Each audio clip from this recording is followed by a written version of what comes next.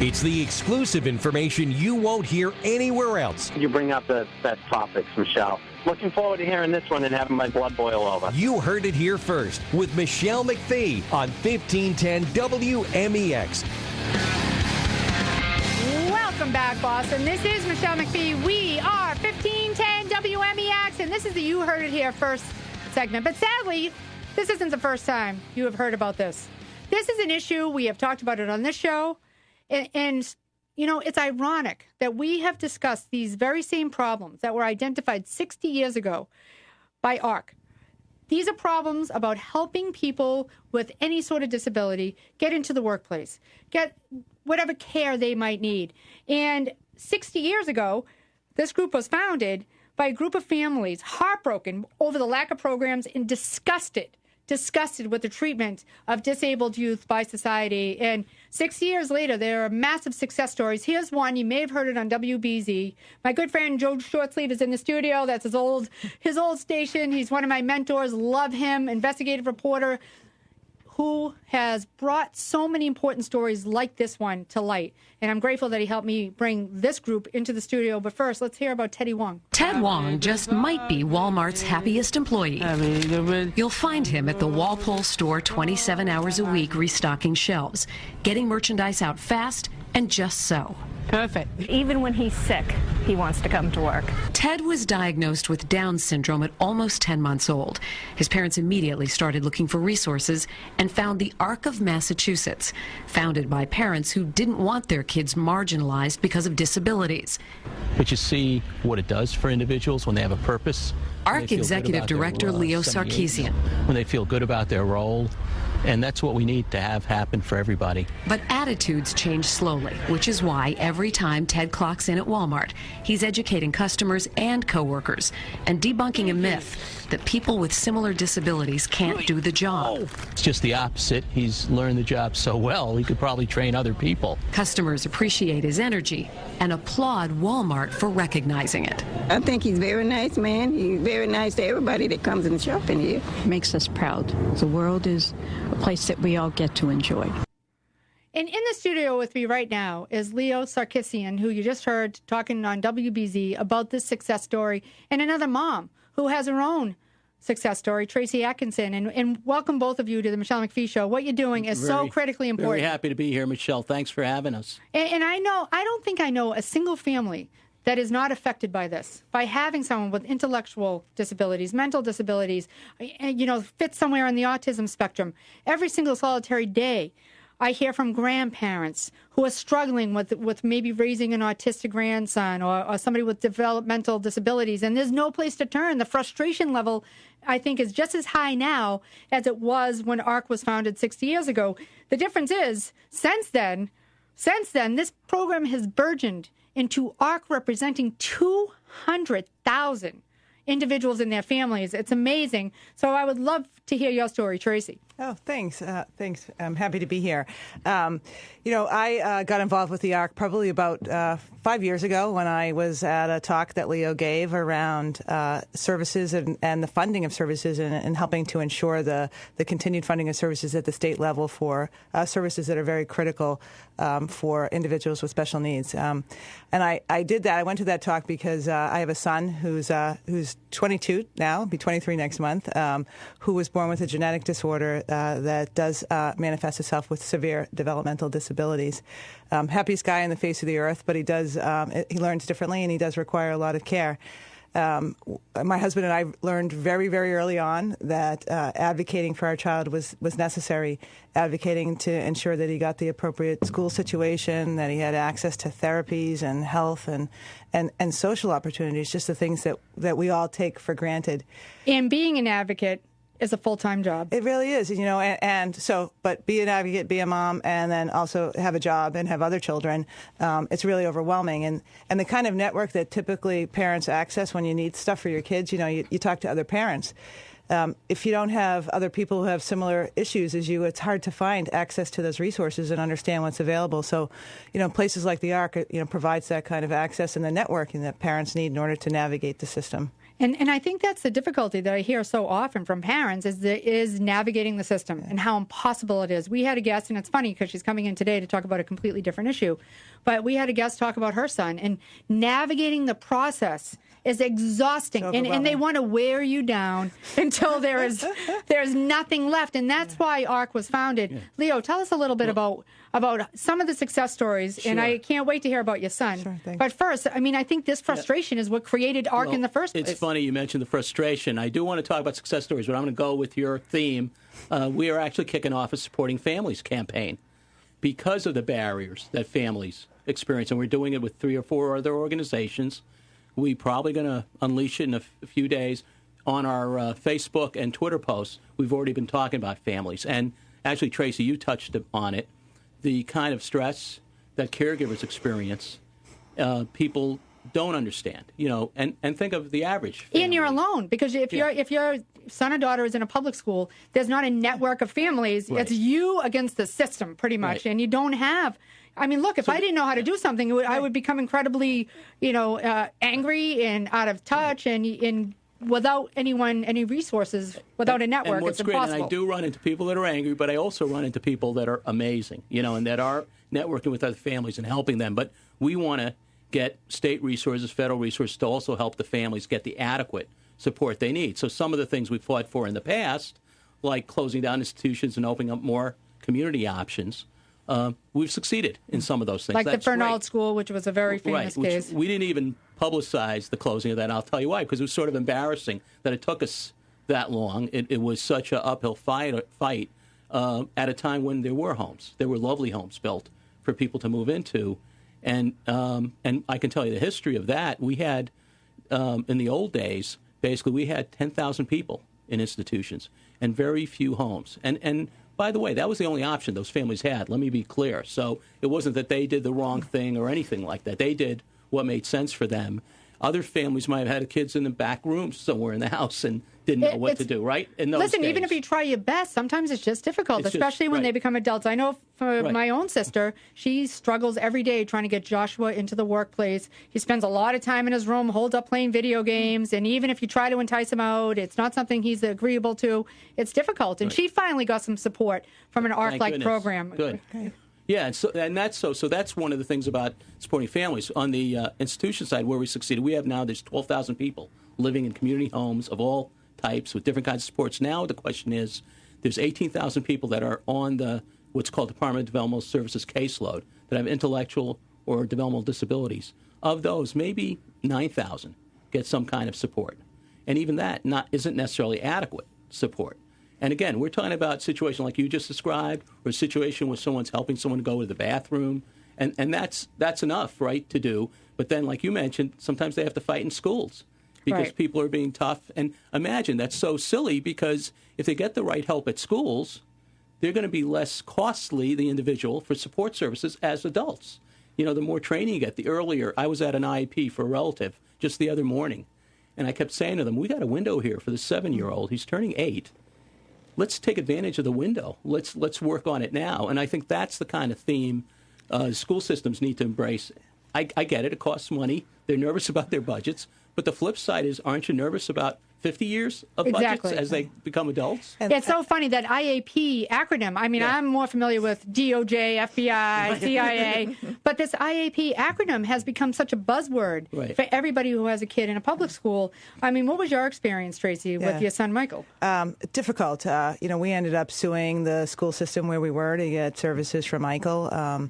We were, ultimately pleased. We ended up in Weston, and Weston was a great town. Really helped ensure that Michael got the education that he needed, and then, did the same for our daughter, who's typical, right? I mean, these are the things you want for your kids. I mean, I never felt like I asked for anything that was over the top or large or unusual. It's just the basic kind of stuff that we ask for all of our kids. Yeah, you weren't being a helicopter parent and bubble wrapping your children. This was, hey, can you help me out here? This is simple stuff that should be helping the school anyhow. Very basic. And to be shown when, first looking at different classrooms, to be shown classrooms that were separated from the rest of the students, that had no windows, that were cinder block walls. That's helpful. Yeah, cinder with no block walls. recess. Yeah. Yeah, exactly. Cinder block walls in the middle of a school building. Do you want to see me become problematic? Put me in a locked room. I mean, anybody, of course. Right, and these are kids that, more than anything need that kind of level of stimulation and, in a bright, cheery room. So, ultimately we got what we needed. Along the way, we were supported by hands-on services from a number of the ARC chapters and affiliates that offered respite care, offered social programs. So Michael was able to go to day programs and a Saturday program. We actually played with other kids, nice. Which, when you have a kid with developmental disabilities, even those very basic things around being able to interact with other kids just aren't socializing available. is really difficult. Right. Yeah. That's one of the big things. So we do a lot of our role at the state level is advocacy, and we have affiliates all across the state. In fact, on Ted's story, we helped one of our staff set that up, working with Needham High School and LifeWorks, which is part of the ARC of South Norfolk. So now there's a staff person from LifeWorks at Walmart continuing, and Ted's been at that job for 4.5 years. Now, no one thought, because of his, he's a man of few words, that he would succeed. Yeah, but sometimes you just, listen, I'd be thrilled if I walked into some of these stores and someone just smiled at you. Right. Thrilled. I mean, do you want one more scowl or eye roll from an employee at any sort of these big stores? Give me a break. So I would love it. Just be pleasant. And that's a great example. And that school, that class program helped him prepare. And then the adult service, and that's the other big barrier, is when people are turning 22. Leaving the school system. And this was a great example where LifeWorks joined hands with us and Needham Schools and said, yeah, we'll all work together. And again, the state agency agreed to fund that organization to start with him at the store. Why is that important? Because it's better to get to know somebody, make sure they keep the job, and they're not with them every day. It's not like, super expensive to do this. It's just making a good life, and that's what it's about, a good life in the community. Well, that's my next question, is how is ARC funded? Because, it started 60 years ago with a group of frustrated parents, and now it has burgeoned into a community, quite literally, that supports 200,000 students. So we represent we represent 200,000 people as an advocacy organization. Probably direct services with 18 affiliates is somewhere around, it's probably more than this. This is a conservative estimate. It's 32,000 people, daily or through information referral, employment. And the funding for those hard services at the local level usually comes through either Department of Developmental Services dollars or Medicaid dollars, the Medicaid office. Now, so it's taxpayer funded, but look at the success, because I can't tell you how many hours I've spent railing against the Department of Children and Families. Okay, yeah. DCF, dead kids everywhere. And the budget, and I understand these social workers are overwhelmed. I understand blah, blah. Give me a break. There's something called accountability. Yeah. And ARC has accountability and success stories where another government-funded department, DCF, we have dead kids all over the place. You really need that kind of level of government funding, though, because it's really hard to access private funds for things that support people with disabilities. It's very unique. You have to have a family member. It's not something that, naturally appeals to the general population, like hunger, or education, or, those kind of more things that are appeal to the broader population, right? So, and to get funding that are different foundations and organizations, they usually have something tied to them. So it's either health-oriented, education-oriented, veterans-oriented. So to try to access this, it's a very small pool. It's also daily. To imagine to raise money for where Michael lives, or to have that job coach every week for Ted. In our case, we did get a grant through Walmart, through the ARC of the U.S., but that was a time-limited thing. It wasn't sustainable for the long term to do that without public resources, because you're talking about daily lives, and I talk about it as a social problem that can be solved, like you just said. Well, exactly, but this is where you want your federal funding to be spent. Yeah.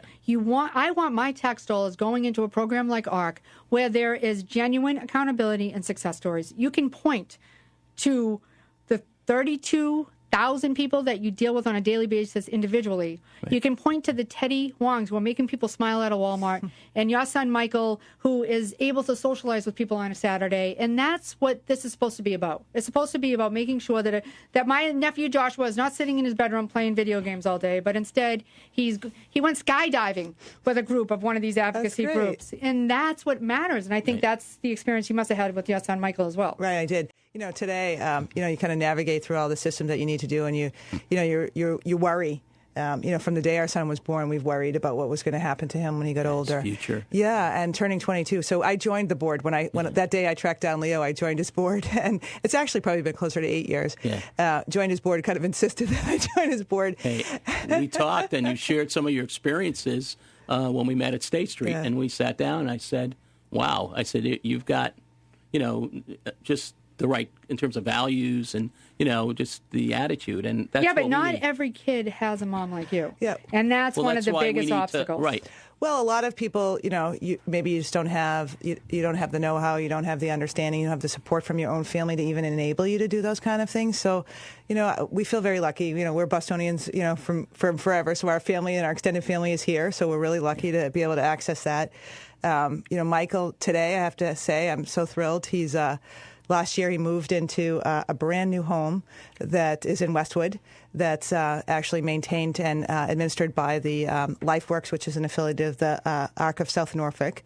And he's at a terrific day program that he loves that's run by the Charles River Center, which is another Arc affiliate. So, after all of these years, for 22 years, we've been, you sit there and you can't sleep at night. You worry, exactly. To be able to sleep at night and know that our son's future is really, well secured and that he's having a good life. And I know there are so many parents listening right now, 617-237-1234, who don't know how to access this. Leo, what advice would you give them? So, well, first, to connect with families. So one of the things we're actually going to do this year is we've got some new outreach people to help get the word out. So one of our roles is a statewide advocacy group, and we do a lot of what we do through fundraising because the government's not going to pay for a lot of what we do. Well, count me in. And okay, great.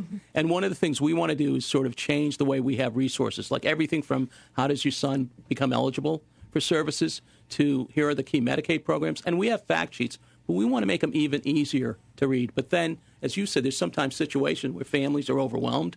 Well, just going to an IAP meeting, it sounds like it's an absolute nightmare. It sounds like the CIA Inquisition would be easier than going to an IAP meeting. Well, and so that's part of where we partner with other groups that work. So on that level, there's we make sure we go out of our way to partner. And then if they need help, let's say at the State House, to get something changed, because one of the things do change, they'll say, hey, we need your backing to get this done. But I want to come back to the public funding and families. That's why we're kicking off a campaign for supporting families, because you were talking about how things work. There's a program called DESC, Department of Elementary and Secondary Education, and DDS, which helps prevent families that want to keep their family together voluntarily, right, have a kid, let's say, with severe behavioral issues or medical conditions. There's actually funding that goes to that family. So I know, for example, someone I know who has 2 kids with autism, and they're able to get that funding. That funding still is enough, and like I told you, there's about 9,000 other people out there that could benefit. So we've put together a plan for not only that program, but what's called family support in general, where people will get a reasonable amount of support through government funds. And in the end, it's a win-win, because those kids that stay at home, Michelle, we're basically, if they went to a residential setting, it would be another $75,000 a year, their cost. So it's an opportunity to help them at home as long as the family, it's working. Sometimes it can't be maintained because the child grows. He's now 6'4", and there's issues, or the medical condition's worse. But imagine that, and there's a 96% retention rate. That has 2 kids with autism. Right. Like, what's going on here with these alarming upticks? Everybody knows somebody with an autistic person in their family. Right. Between autism with behavioral issues or other folks with intellectual disabilities and complex medical conditions, those are really challenging circumstances. Or kids who need everything, A to Z, activities of daily living, in the bathroom. But you're right. I was sharing with Tracy, it looks like the family support centers have 50% of their caseloads are families who have kids with autism. So that wasn't the case 10, 12 years ago. Wow, isn't that statistically, it's staggering? Right. And so we're that's why we're trying to redo sort of some of our approach in the fact sheets, whatever, because those are different circumstances that need to be addressed. And the school, again, I have to say, it's really tough in the school atmosphere, and we're trying to, again, develop fact sheets for that. And we have some already, but we want to make them better. Well, the fact that you have somebody on the other end of the phone when a parent is just at the end of their rope, not knowing what to do about a school, there is a way that everyone can help. And I understand that you're going to mark the 60-year anniversary of this fantastic program, and we're going to give out the website. Thursday night. Tell us a little bit about this fundraiser. Yeah, so next Thursday night is our annual gala. We've been doing this for about 8 years or so. Each year we seem to be getting better at it. Yeah. This year it's at the Westin in Waltham. We have over 500 people that will be guests. It's sponsored by a number of organizations. I'm happy to say that where I work, State Street Corporation is the lead sponsor, and we've been the lead sponsor for, I think, the 8 years. Yeah, I was going to say several years. Yeah. So State Street's been a huge supporter for me and for the ARC. And we also have a number of State Street employees who come as well. It's a really great event. I think it's a fun night, but it also raises awareness for the folks in the room. And each year afterwards, people are coming up to me afterwards saying, "Wow, what a great organization! How do we get to be part of this?" Leo's typically added a board member after every one of these, where there's somebody in one of the major corporations, has looked to this and saying this is something that our firm wants to be able to support and be part of. So we're really looking forward to that and hoping that it's a success. That's an State important Street part. being Is the involved. partnership. Yeah. Yes, go ahead, Leo. I was just going to say that's an important part. Is the partnership with corporations such as State Street. It just makes a difference. Harvard Pilgrim has gotten involved. We just got a new board member last year, as you were saying, from Wells Fargo. Yeah. But I can tell you that State Street's been huge in we're crossing over to a new threshold because we need the support. We need the private dollars to make a difference. But we also need the inclusion of the companies because that's what we want for those we serve, to be included. And that can open other doors. Don't you think it makes local people I would switch to State Street just because they're supportive. We all have been, at least I have been, apoplectic over this paid patriotism scandal with these sports franchises taking all of this money out of the mouths of veterans. If you want to make me sick, get me talking about that. But when you hear about these corporations like Harvard Pilgrim, like State Street, it makes you want to bank there. It makes you want to support businesses that are supporting people. I mean, I have to applaud the Boston Red Sox. The only franchise in town that didn't take a dime. And we know that Tom Warner kicked in $1 million of his own money to start the home base program, which today on Veterans Day, we have to remember every single fallen veteran, everyone who put on the uniform, peacetime, wartime, past, present, but they're coming back with PTSD in alarming numbers as well. And, for them to do that and support home base without taking any money, I think is extraordinary, which is exactly why what State Street is doing for ARC is extraordinary too. And it makes you really respect a local community-based business. Yeah, it makes you not only respect it to want to, to take advantage of their products and use them, as a customer, but it also to want to work there. Right. And to feel that the firm that you're working with is supportive of the things that are meaningful to you and to your family, just adds to the appeal of what it's like to work at a place every day. I love it. So, Leo, tell us how people can find out everything there is to know about ARC, especially now that you have this new family community program that you launched. We're trying, right. So if they will come to, there's two ways. Well, to find out about us, and please come to thearcofmass.org. So it's www.thearcofmass.org. We try to keep it simple. And ARC is ARC. So ARC, right. That's right. Let's emphasize that. And, obviously, we're dedicated to intellectual and developmental disabilities, Down syndrome, autism, cerebral palsy, Angelman syndrome. There's probably 2,000 different disabilities that would fall under, our arena. And then we're also an umbrella. So there's organizations that are not affiliates that donate to us. But also, if they want to learn about Supporting Families campaign, all they got to do is go to supportingfamilies.org.